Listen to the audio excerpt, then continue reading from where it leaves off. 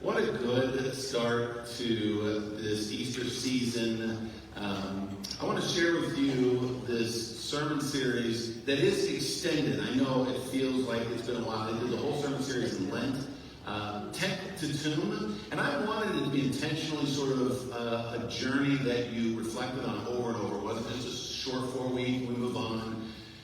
Lent was a reflection on how much our sin and suffering separate us from God, right? Off the mountain, behind the wall, to get into the presence of Jesus today is so different because the curtain is torn. But everything led up to that was, can you follow the commandments? Are you an Israelite? Are you allowed in the court of the Israelites? Are you allowed to be present with the priests? What happens at the altar? And all of these steps that we felt really reflected a pattern of behavior that was for us to achieve. And really, Jesus' tent to tomb changed that. That the relationship with Jesus starts with His grace, His mercy, and of course, what is so symbolic of the temple having an empty Holy of Follis is an empty grave. And so the very thing the Israelites regretted was losing the Ark of the Covenant and having nothing but an empty room for the presence of God, the Shekinah of God, ultimately is what we as Christians celebrate as an empty tomb to go, God is on the move. You don't contain God and then go meet God, go through all these things to get to God. You accept who Jesus is for you, and then He says, let's go.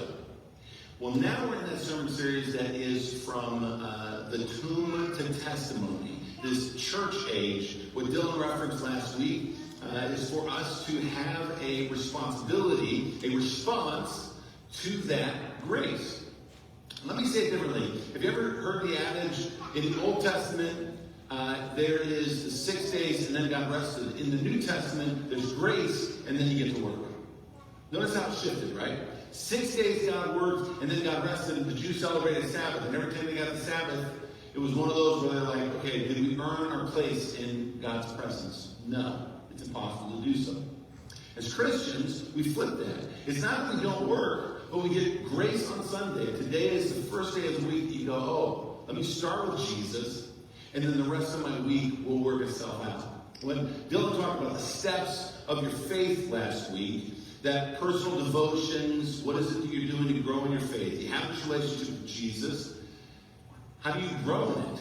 And then, of course, personal responsibility, your order of life. How do you live in it? Now, this is really a key element because a lot of us talk about knowing God's Word, but ultimately, Jesus never disconnects the two. It's living in God's Word. Right? The two commandments, the second is equal to it. Love the Lord your God with all your heart, mind, soul, and strength. Love your neighbor as yourself.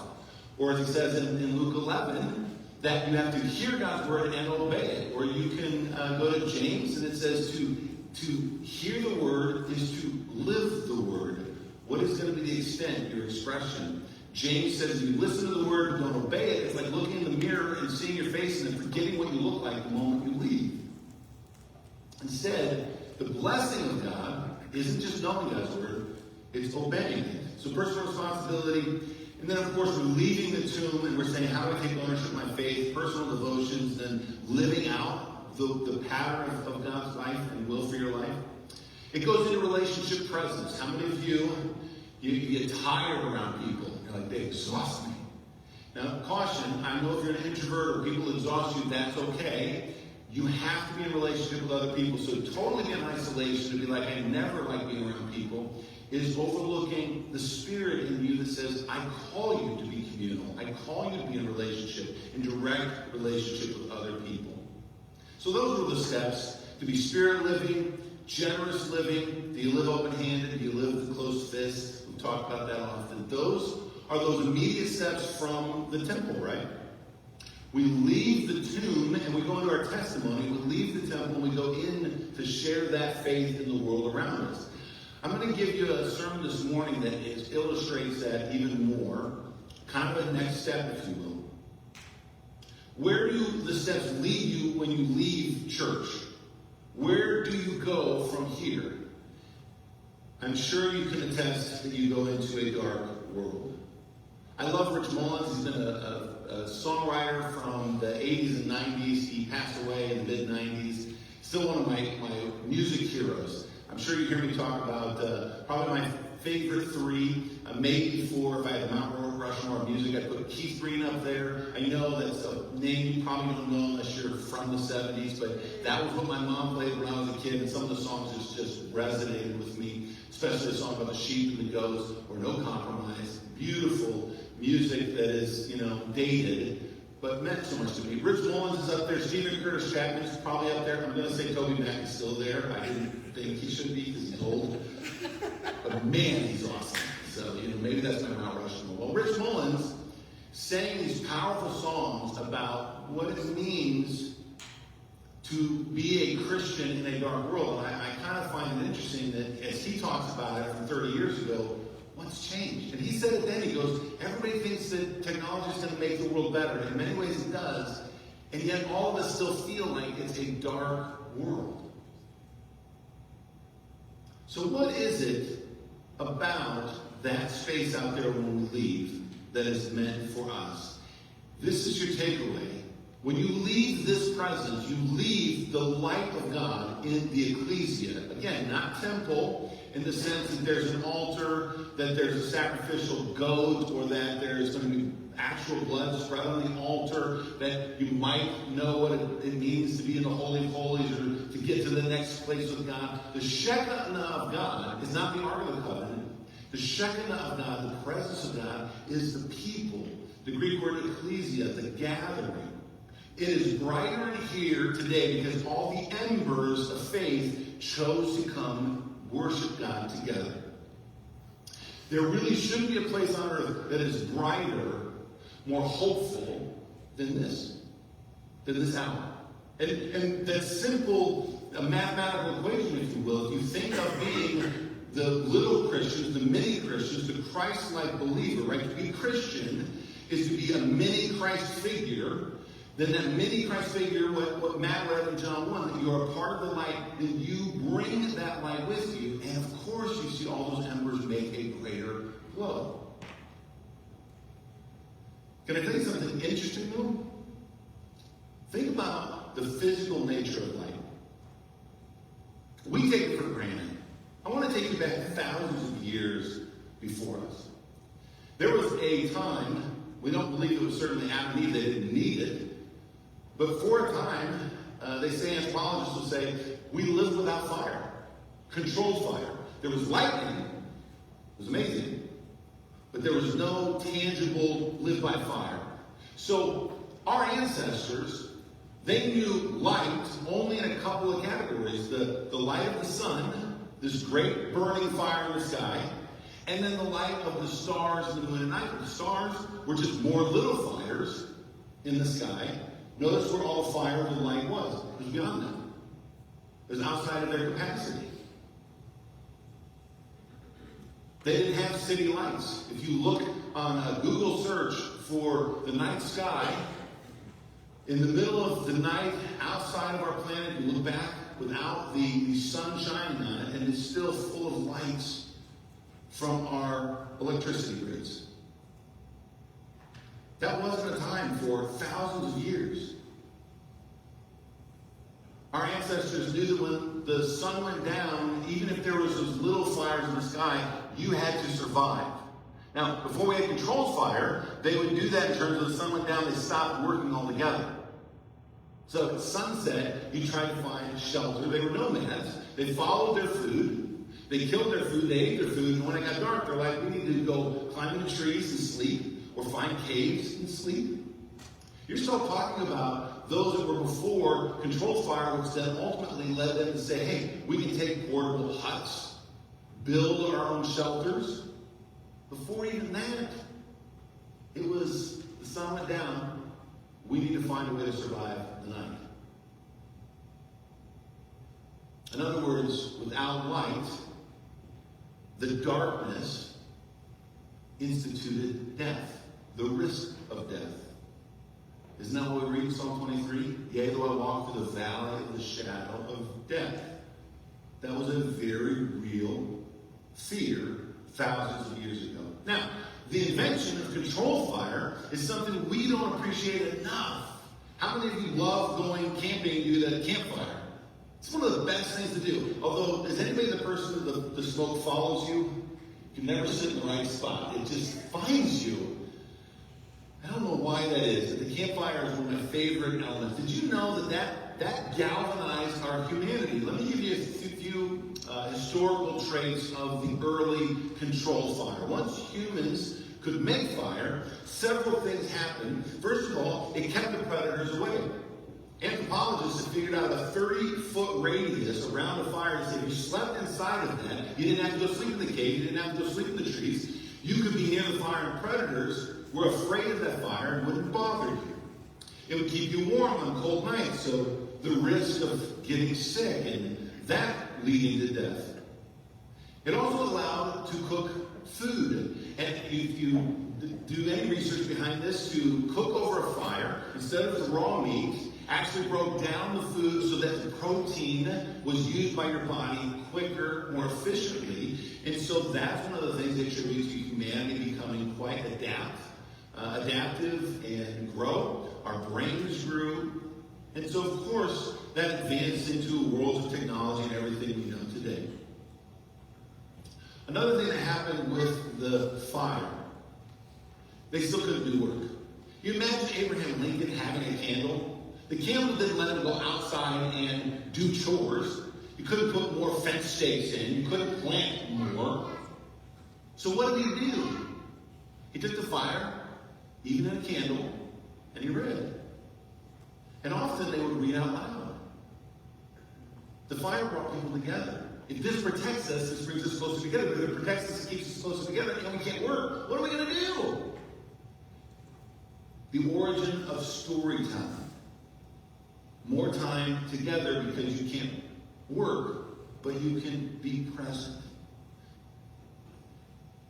Now you're going to hear this morning about how we've transitioned from the light, the fire in the sky, to fire in the presence, to now, I'm not guessing most of you throw up a campfire and survive, right? You're not living by candlelight. Thomas Edison in 1879 gave us what we all celebrate today. We take it for granted. When we flip a switch, light turns on, we couldn't be happier. Well, we grumble about it still, right? About everything else going on in life. We have modern technologies that didn't have 150 years ago. I want to talk about artificial light.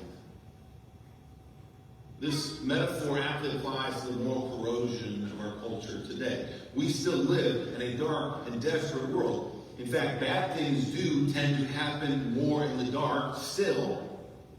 Most violent crimes occur between 9 p.m. and 5 a.m. It's why we want lighted streets at night where we can walk and feel safe. I even laughed. Christy, I'm throwing you under the bus here. She said to me, she goes, she makes the bread for Communion Sunday, but what's the thing you're afraid of most? Coming to the church when it's dark. Jesus is in this house, except when it's dark, we're not sure. We're not. I agree.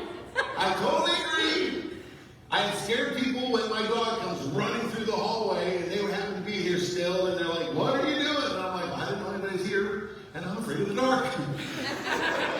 So I brought a dog.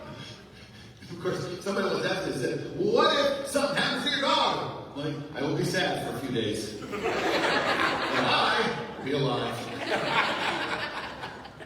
Take one for the team, Bing. Even in the church, it's scary at night. But then we turn on the artificial light, right? We get something that shines in the darkness, and we feel like that this is a little bit of a challenge in our culture today. When we have artificial light, when it was invented, we did more, but we didn't necessarily do things better. Some things turned out better, but we do have a real challenge to an overconsumption of that artificial light and what it leads us to do in our culture today. Take that metaphor as it applies to how much we are up until midnight and we're up at 6 a.m. and we're not getting enough sleep. You couldn't naturally do that 500 years ago.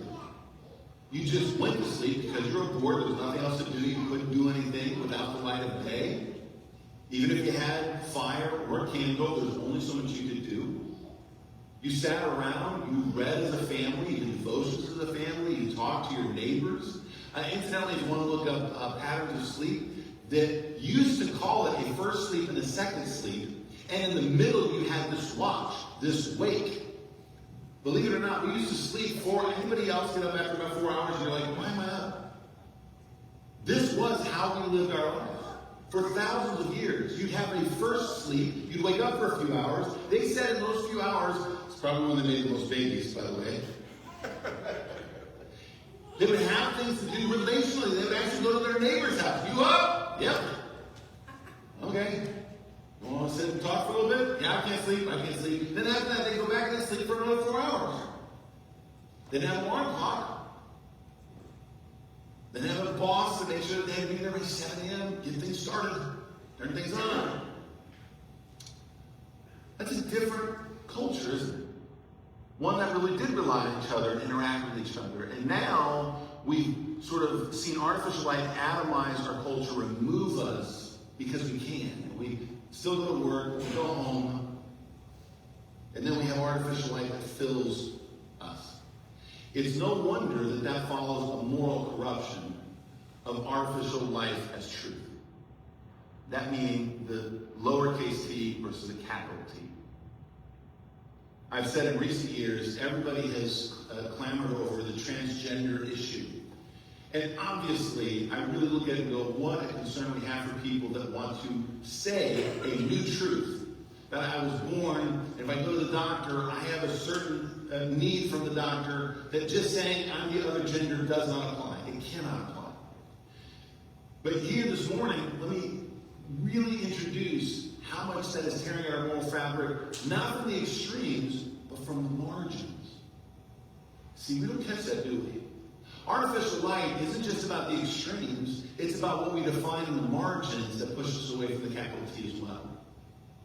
Our sexual ethics is totally shot as a culture.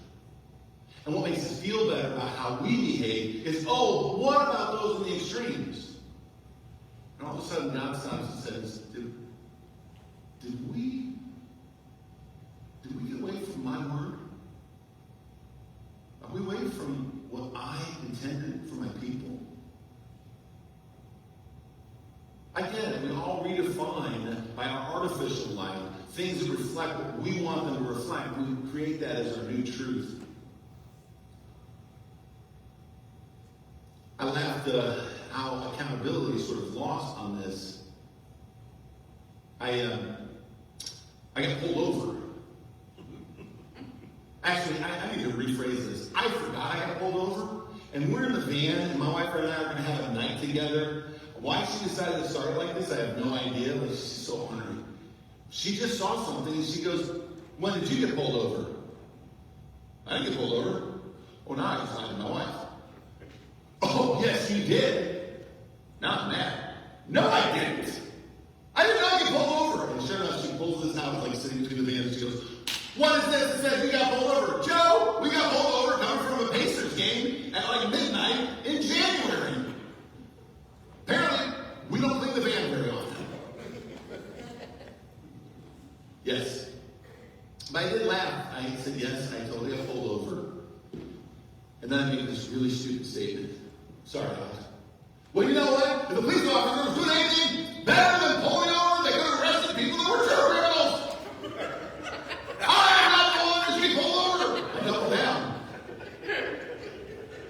I'm sure you've heard this a few times, right? Where you're like, oh yeah, no. I'll go get the murderers and let you, go 30 miles over the speed limit. In other words, did you see what I did? I went into the extremes. There's murderers out there, and you dare pull me over?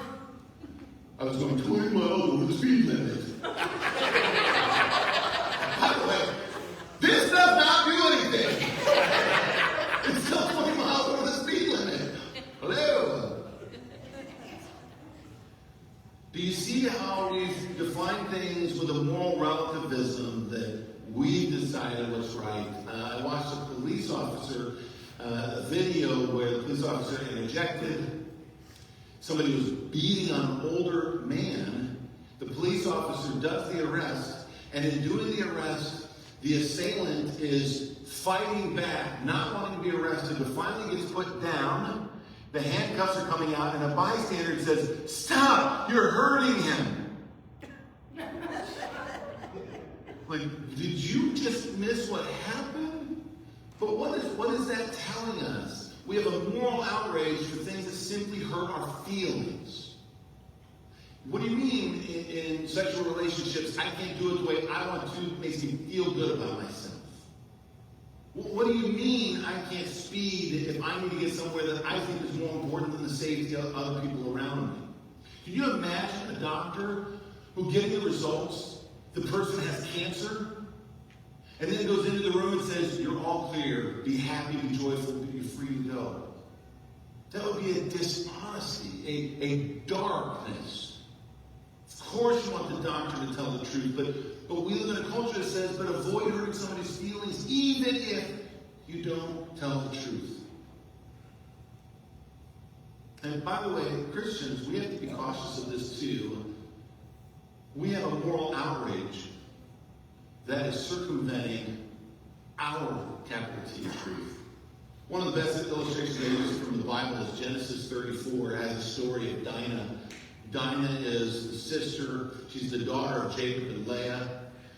And Jacob and Leah have several sons. We ultimately, between Rachel and Leah and the two concubines, they have 12 sons. Jacob has 12 sons. We all know the story. But this is in Genesis 34, where they go to visit. The girls go out, and Shechem finds Dinah to be appealing, and it says the R word in the Bible. He takes advantage of her. She did not want it. But here's where the story gets really weird. They go to the other side of the conversation, and the father, Jacob, and the brothers of Dinah, they're so offended, they say, what are we going to do? So they make an agreement with Shechem's family that if they get circumcised, and then they get married, Shechem and Dinah get married, it'll make everything right. We're like, no, none of this is good. I remember as a kid hearing this story and I go, what about Dinah? Nobody cared about Dinah. The only thing they cared about was their moral outrage, Simeon and Levi. In fact, when they got circumcised, you read Genesis 34, they went into that town 3 days later and killed all the men to get revenge. I'm cautious of that story to remind us as Christians sometimes our interpretation of God's word and will in our society also shines in artificial light. We justify our moral outrage instead of being of any earthly good, instead of really doing what takes care of Dinah. I'll give you an easy gauge if you are following the light of the world or an artificial light. Is the old adage, under the light of day, would what you have done the day before, the night before, would we feel confident in how we handled it if it was brought out before others? Would I be okay with it being talked about? Maybe it's uncomfortableness, but I'm still honest enough to say, yeah, I did the best I could in that situation. If you can't say that, then understand your brain is listening to the whispers of the enemy who wants to shine artificial light in your life. We learn how to make our own light. At first, it's progressive. But think about it. Now we don't slow down. We don't rest. We don't tell stories. We watch stories. We watch the glow of stories. We don't sit around the campfire. We glow to the light of our phone in bed. We don't go to the bathroom. We go to an internet cafe. We literally can't slow down and be present. The artificial light, we're feeling right about something. The feeling becomes the truth instead of what is right about the situation. What am I learning about? How I handled this, or what the truth is.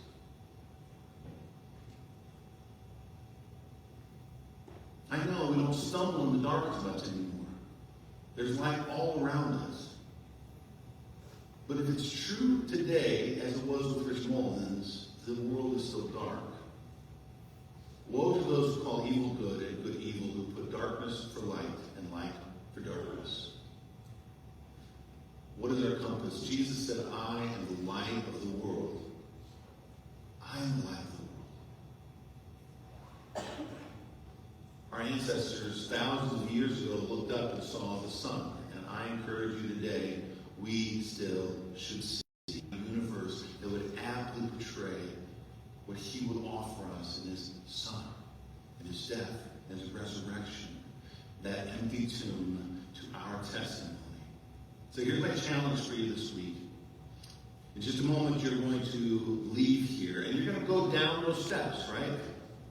Those steps of faith still apply. You say, I need to do these things in my life a little bit better, to be a brighter light for Jesus. But when you do leave this gathering, you're going to go back into a dark world, but I don't want you to walk out there as if you left the light shining here. And I don't want you to just immediately flip on the artificial light, your opinions, your moral outrage, your self-made truths, or your isolation because, well, do other people really matter? This is convenient, comfortable. This is where I want to spend my evening. I'm asking you to carry the light of Jesus, to share the light of the world. Now, when you leave, if you didn't get it already, get the Shine Your Light bingo. I'm a little bit curious. I'll have Brooke and Kenzie work with me on making a post. We'll see if anybody wants to add to that post your bingo card. And on it, you can get to bingo because you shine the light of Jesus in your life towards others. Here's the 3 things you can work on. One, I want you to turn down the artificial light. My daughter decided last night at dinner she would take my phone and she would look on it and it would say how long I was on my phone yesterday. Drew, let me have a moment of confession. Don't call me out anymore about it. Don't give me your moral outrage. She took my phone, and I was being self-righteous at the moment. I'm like, I'm not really ever on my phone. She goes, you were on it 9 hours yesterday. I'm like, what? That is impossible. Look at how much TikTok. I'm like, no, that's for research purposes. No. I'm inviting you this morning to turn down the artificial light in your life. Yes, I will take that as a challenge. I won't use the bathrooms and internet cafe, right? I will make sure I'm present. If you have a meal, don't just go and watch TV or get on your phone. Is there somebody you can share the meal with? You put the phones down. Even as they were criticizing me, I got my phone back and I was texting a pastor friend that was asking me some information ahead of today. And then she called me out again and she goes, you're still on your phone. Oh, it's so hard to be present. I'm asking you, turn down the artificial light. Turn down the echo chambers, the people that you listen to that just get you into a moral outrage to no earthly good. And then secondly, I want you to build up, turn up the light of Jesus. Try to turn on your smile. Read and share and live God's word that inspire you to be different that day. You walk into it and you have to ask the question, people who are grumpy or upset or are always sort of the black hole that you're placed in the workspace, if they're sucking the life out of you, then it's the artificial light. They can't rob you of Jesus. And if you turn him up in your life, you'd be amazed at how those spaces transform because of your attitude. So turn down the artificial light, turn up the light of Jesus, and turn the tomb into your testimony. He's not there because he's here. And if he's here, he's wherever I